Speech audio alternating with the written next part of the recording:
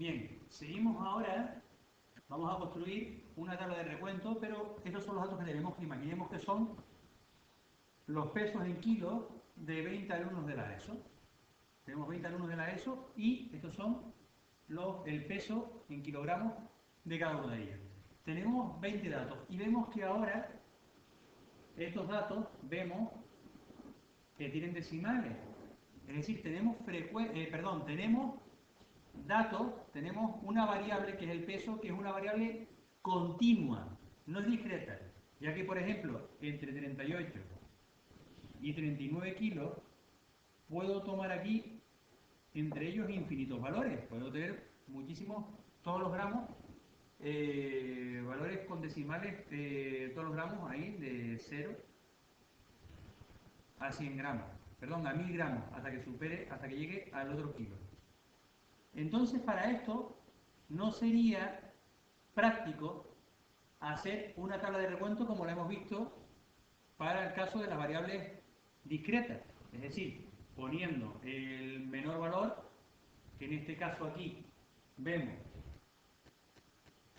que empezaríamos con el dato menor que es 36,5 y el mayor es 70. Entonces, haríamos un recuento en el que la tabla, los valores irían 36,5 y así con decimales hasta llegar a 70, se nos haría muy grande. En el caso de una variable continua, lo que voy a hacer son intervalos. Esos intervalos en estadística también se pueden llamar clases y siempre tienen que tener la misma amplitud. ¿Vale? Para siempre, como mínimo, tenemos que coger también 4 intervalos o clases. Y para ver la amplitud, el tamaño que tienen esas clases en intervalos, lo que tengo que hacer es mirar el recorrido de mi muestra. ¿Y qué es el recorrido? Pues simplemente al valor máximo, le resto el mínimo. En este caso, el valor máximo es 70, le voy a restar 36,5, que es el mínimo. Entonces el recorrido vemos que es de 33,5. Bien, pues siendo el recorrido de 33,5, podría ser 6 intervalos, por ejemplo, de amplitud 6. Empezando por el intervalo 36 a 42 y terminando con el intervalo del 66 al 72. De forma que, fíjense, barro desde el valor mínimo, claro, el 36 está por debajo del valor mínimo, que es 36,5, y el 70 está por encima, perdón, el 72 está por encima del valor máximo, que es 70. Siempre tengo que poder tener todos los valores incluidos dentro de esos intervalos. También otra cosa interesante, fíjense que los intervalos tienen que ser cerrados y abiertos. ¿Por qué? Porque si yo pusiera los dos cerrados, y aquí volviera a poner los dos cerrados, este dato se me repite aquí y aquí. Es decir, que el dato lo estaría contando dos veces cuando hago el recuento. Bien, pues dicho esto, vamos a construir una tabla de recuento con una variable, con esta variable que tenemos aquí, con esta variable continua. Pero antes de ello decir que yo puedo puedo poner todos los intervalos que yo crea convenientes, siempre y cuando sean como mínimo 4. Y esos intervalos tienen la amplitud que yo quiera, es decir, en lugar de hacerla como yo lo acabo de coger ahora, yo podría haber hecho intervalos de amplitud 5, empezando, por ejemplo, con el 35, 40, perdón, recuerden que esto aquí es abierto, empezando con el 35-40, seguimos 40-45, etcétera, y llegando al 70-75. tendría los intervalos de menor amplitud y tendría más intervalos. Esta lección es de ustedes. Bueno, pues vamos a hacer una tabla de recuento para una variable, para esta variable continua en concreto, y veremos lo que es la marca de clase. Bien, empezamos a poner los intervalos aquí. 36, 42. Siempre los intervalos tienen que empezar con el que terminemos aquí, con el dato que terminemos aquí. 42, 48, recuerden que son intervalos de amplitud 6, 48, 54, 54, 60, 60, 66, recuerden, cerrado al principio, intervalo abierto al final. Cerrado, 66, 72, abierto. Vamos ahora con la marca de clase. ¿Qué es la marca de clase? Simplemente el punto medio del intervalo. Es decir, el primero sumaré 42 y 36 y lo dividiré entre 2 para obtener el punto medio.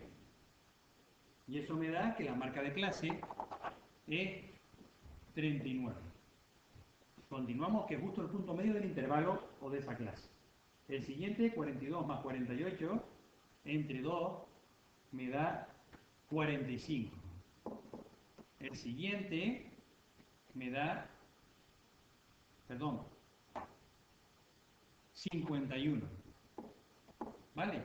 Simplemente sumo 48 más 54 y lo divido entre 2. O como los intervalos miden 6, pues a la marca de clase anterior le sumo 6 y ya lo tendría. 57, 63 y la última marca de clase es 69. Bien, pues fíjense que ya he obtenido con la marca de clase, ya me he quitado los intervalos y he obtenido un valor con el cual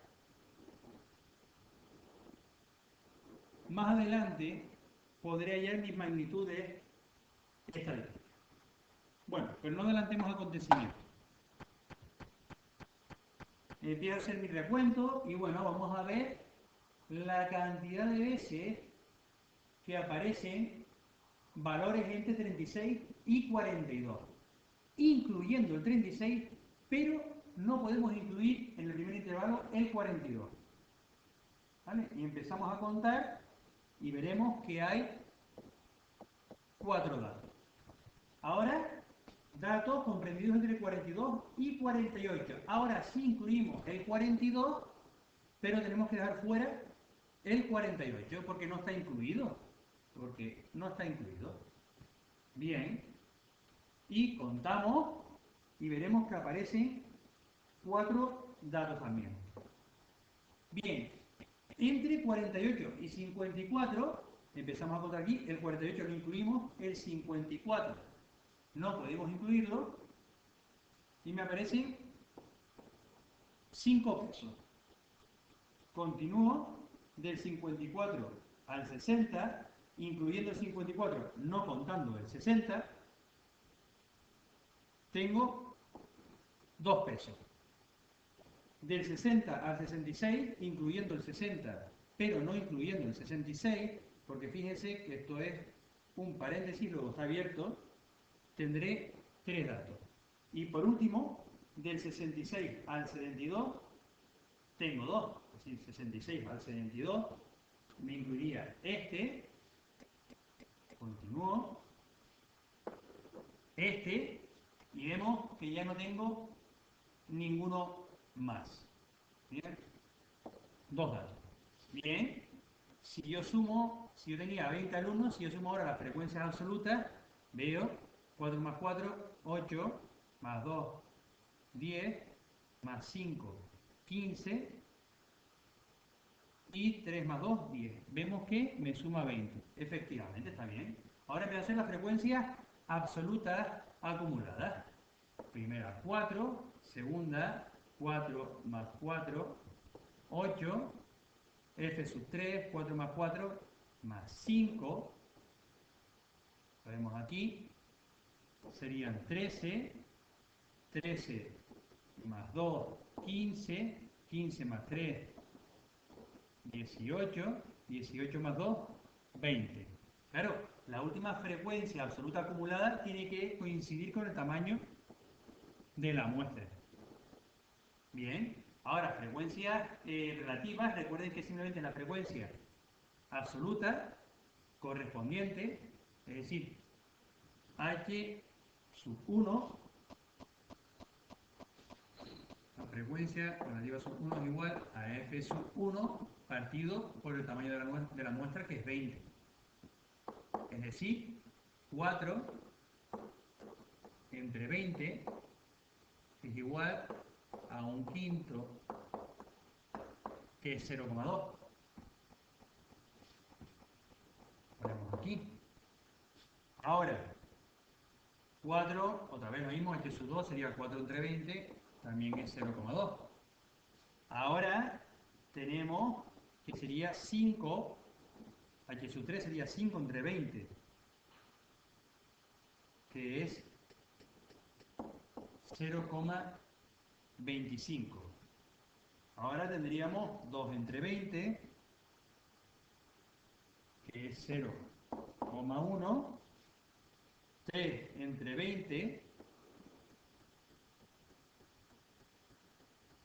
que es 0,15, y volvamos a tener 2 entre 20, que es 0,1. Si yo sumo la frecuencia relativa, me tiene que dar 1. Bien, vamos con las frecuencias relativas acumuladas.